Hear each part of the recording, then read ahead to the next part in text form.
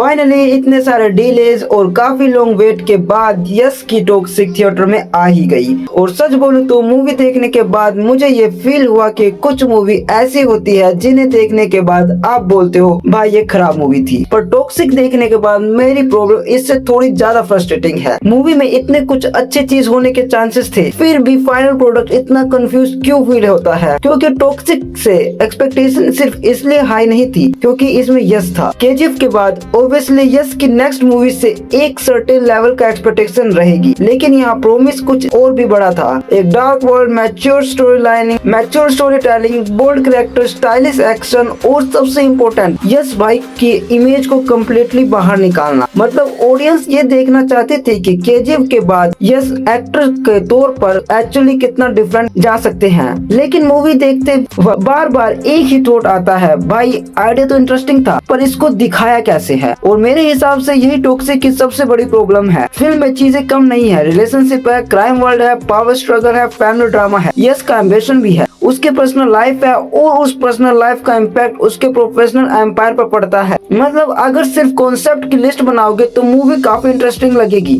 लेकिन screen play in सब चीजों को प्रॉपर्ली डेवलप नहीं करता। एक कैरेक्टर कुछ करता है तो दूसरा कॉन्सिक्वेंसली प्रॉपर्ली फील होने से पहले नेक्स्ट सिचुएशन आ जाती है, फिर कोई मोनटैग, फिर एक नया कैरेक्टर और दूसरा कॉन्फ्लिक्ट, और धीरे धीरे आप स्टोरी को एक्सपीरियंस करने के बजाय स्टोरी को असेंबल करने लगते हो। और स्पेशली सेकंड हाफ में तो मोन्टेज इतने बार है कि मुझे एक पॉइंट पर लगा भाई ये फीचर फिल्म है या किसी ने पूरी मूवी का रिकैप बना दिया है। कैरेक्टर का पास दिखाना है, मोन्टेज, रिलेशनशिप चेंज हुई, मोन्टेज। भाई कभी कभी सीन भी बना दो, क्योंकि ऑडियंस को हर इम्पोर्टेंट चीज का समरी नहीं चाहिए होता, ऑडियंस को उस मोमेंट के अंदर रहना होता है। और इसी वजह से फिल्म का इमोशन साइड भी प्रॉपर्ली हिट नहीं करता। आपको पता है कि कैरेक्टर के साथ कुछ इम्पोर्टेंट हुआ है, लेकिन आप उस चीज को फील नहीं कर पाते। और सिनेमा में ये जान लेना कि हाँ ये कैरेक्टर हर्ट है इनफ नहीं होता, फिल्म को आपको उस हर्ट का रीजन और वेट दोनों फील करवाना पड़ता है। अब यस की बात करते हैं। यस को देखकर मुझे ये बिल्कुल नहीं लगा कि उन्होंने परफॉर्मेंस देने की कोशिश नहीं की। एक्चुअली कुछ सीन में उनकी एक्टिंग सरप्राइजिंगली कंट्रोल है, कुछ साइलेंट मोमेंट में, कुछ एक्सपीरियंस में, और क्लियरली दिखता है कि यस सिर्फ मास हीरो बनकर नहीं रहना चाहते, लेकिन फिल्म उन्हें उस जोन में ज्यादा देर टिकने ही नहीं देती। जैसे ही कॉन्फ्लिक्ट आता है सॉल्यूशन मोस्टली एक ही है, यस का कैरेक्टर फिजिकली सबको हैंडल कर लेगा,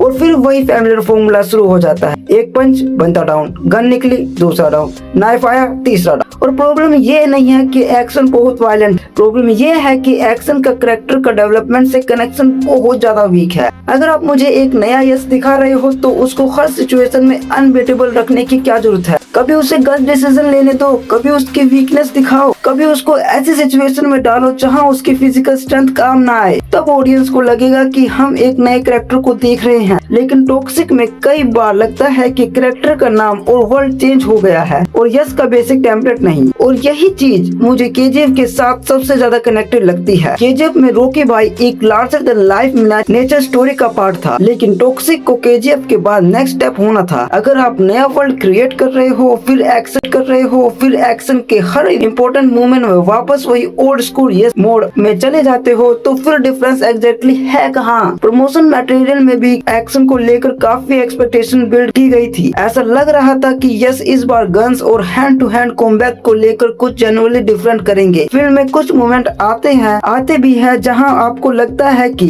हाँ अब कुछ इंटरेस्टिंग होने वाला है, लेकिन अनफॉर्चुनेटली वो एक्सपेरिमेंटेशन ज्यादा देर तक नहीं टिकता। थोड़ी देर बाद फिर फैमिलियर जोन में आ जाती है, और मुझे लगा कि फिल्म मेकर यस को चेंज करना तो चाहते थे, लेकिन उन्हें कॉन्फिडेंस नहीं था कि ऑडियंस नई यस को एक्सेप्ट करेगी या नहीं। जिसका रिजल्ट ये हुआ कि फिल्म ने नई यस और ओल्ड यस दोनों को एक साथ खुश करने की कोशिश की, और अल्टीमेटली दोनों में से किसी एक को प्रॉपर्ली एस्टेब्लिश भी नहीं कर पाई। लेकिन अगर मुझे टॉक्सिक की सबसे बड़ी टेक्निकल प्रॉब्लम चूज करनी हो तो मैं एडिटिंग को चूज करूंगा। इसके एडिटर को काला पानी की सजा दे दो। फिल्म की एडिटिंग ने जेन्युइनली बहुत सारे मूवमेंट का इम्पैक्ट खत्म कर दिया है। इतने रैपिड कट है कि कई बार सीन को सेटल होने का टाइम ही नहीं मिलता। एक कैरेक्टर कुछ फील कर रहा है, कट कन्वर्सेशन इंटरेस्टिंग होने वाली है, कट, एक रिएक्शन आने वाला है, नेक्स्ट एंगल, और फिर सडनली मोन्टेज। अब फास्ट एडिटिंग और गुड एडिटिंग सेम चीज नहीं होती। फास्ट एडिटिंग तब काम करती है जब उसके पीछे रिदम हो। यहाँ कई बार लगता है कि फिल्म बस जल्दी जल्दी आगे बढ़ना चाहती है, और इसका सबसे बड़ा नुकसान परफॉर्मेंस को होता है। मूवी में टैलेंटेड एक्टर और एक्ट्रेस है, लेकिन उनके कैरेक्टर को इनफ ब्रीदिंग रूम नहीं मिलता। आप किसी परफॉर्मेंस को नोटिस करने वाले होते हो और सीन ऑलरेडी खत्म हो जाता है। और भाई एक पॉइंट पर जो सडनली ब्लैक स्क्रीन आती है, उस वक्त थिएटर में मैं लिटरली सोच रहा था यहाँ हुआ क्या है।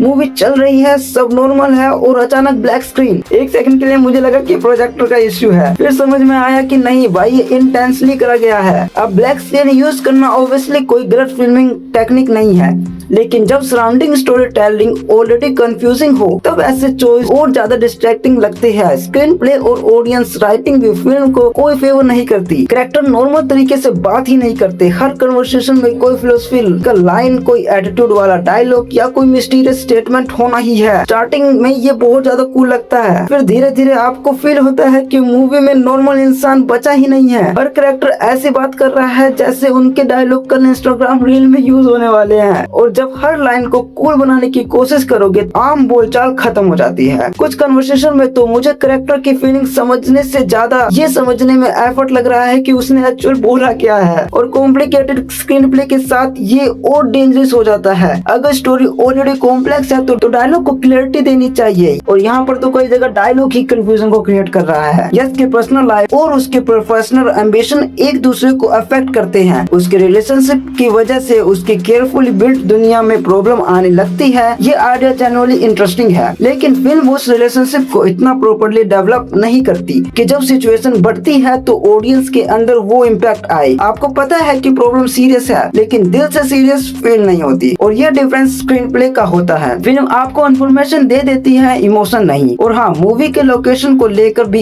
एक रैंडम सवाल मेरे दिमाग में आया। ये गोवा का सेटअप चल रहा है, और फिर यस ऐसे स्नोई लोकेशन में पहुंच कैसे जाता है। मैं ये सोच रहा था कि भाई गूगल मैप ने इनको कौन सा शॉर्टकट सजेस्ट कर दिया है। मे बी मूवी के वर्ल्ड में इसका एक्सप्लेनेशन हो, बट फिल्म उसको इतना एस्टेब्लिश नहीं करती है जिसे ऑडियंस नेचुरली एक्सेप्ट करे। वैसे ये कोई मेजर इशू नहीं है, लेकिन जब मूवी ऑलरेडी आपको मल्टीपल लेवल पर कंफ्यूज कर रही हो, तब ऐसी छोटी चीजें भी नोटिसेबल होने लगती है। अब फेयर रहना जरूरी है, क्योंकि टॉक्सिक में जनरली गुड थिंग भी है। फिल्म विजुअली इंप्रेसिव है, प्रोडक्शन स्केल भी बहुत ज्यादा बड़ा है, इसकी स्क्रीन प्रेजेंस अभी भी स्ट्रॉन्ग है, कुछ एक्शन सीक्वेंस काफी स्टाइलिश है, और सबसे इम्पोर्टेंट क्लाइमेक्स के अराउंड फिल्म फाइनली वो स्पार्क दिखाती है जिसका मैं पूरी मूवी में वेट कर रहा था। फाइनल रिवील मुझे पर्सनली इंटरेस्टिंग लगा, आइडिया क्रिएटिव था, और एजुकेशन भी ऐसा था कि एक पॉइंट पर जेन्युइन लगे। ओके, अब मूवी फाइनली कुछ कर रही थी, लेकिन प्रॉब्लम ये है कि ये फिल्म बहुत लेट आती है। आप ऑलरेडी मूवी का मेजॉरिटी रन टाइम देख चुके हो, इतने सारे मोन्टेज सर्वाइव कर चुके हो, इतने सारे कैरेक्टर और रिलेशनशिप को मेंटली कनेक्ट करने की कोशिश कर चुके हो, स्टोरी इंटरेस्टिंग डायरेक्शन में जाती है, तब तक मेरे जैसा बंदा बिल्कुल मेंटली थक चुका होता है। ये बिल्कुल ऐसा है जैसे कोई आपको 3 घंटे तक रेस्टोरेंट में बिठा कर रखे और लास्ट में एक चटपटी अमेजिंग डिश आपको ला कर दे, और फिर बोले देखा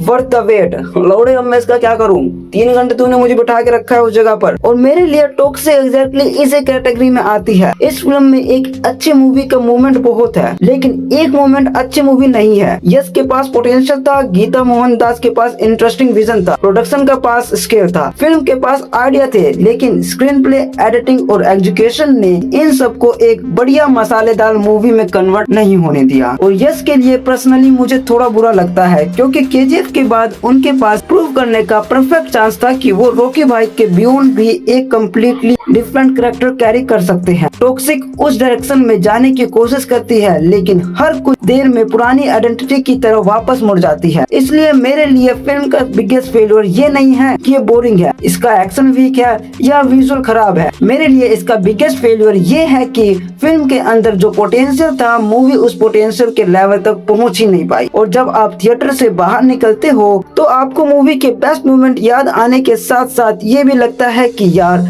इसको थोड़ा और लाइट कर देते, थोड़ा और क्लियरली लिख देते, थोड़ा कम कर देते तो फिल्म कितनी बेटर हो सकती थी। तो ये मेरे लिए वही साइन है कि ये मूवी अपने एजुकेशन में फेल हुई है। सो पर्सनली टॉक्सिक मेरे लिए एक स्किप है। और अगर मैं तुम्हें पूरी मूवी का सार बताऊं तो एक तरफ रॉकी भाई मार रहे हैं तो दूसरी तरफ कान मार मार रहे हैं। लेकिन अब मुझे आपका ओपिनियन जानना है। आपने फिल्म देख ली है तो कमेंट में होनेस्टली बताना, क्या आपको यस का ये नया अवतार जेन्युइनली डिफरेंट लगा, या फिर आपको भी फील हुआ कि रॉकी भाई का हैंगओवर अभी तक कम्प्लीटली गया नहीं है। और आप फिल्म को 10 में से कितने मार्क्स देना चाहोगे। मेरा नाम है सूरज गुप्ता और मैं मिलता हूँ आपसे नेक्स्ट वीडियो में। तब तक के लिए be safe, be curious and be the plot of your life.